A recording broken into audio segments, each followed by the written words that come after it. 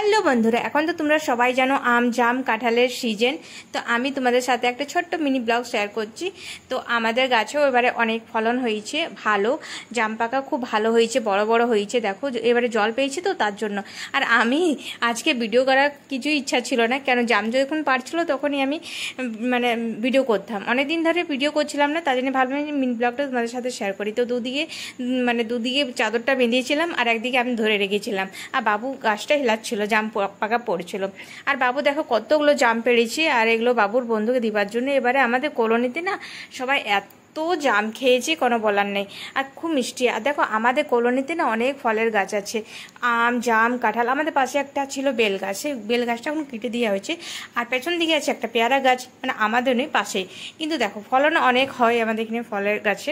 তো যাই হোক, সবাইকে দিয়ে পরে খেতে হয়। আর যেগুলো পড়ে সেগুলো আমার খেতে ভালো লাগে, মানে দেখিয়ে পরে আমার পেট ভরে যায়। আশা করছি তোমাদের মিনি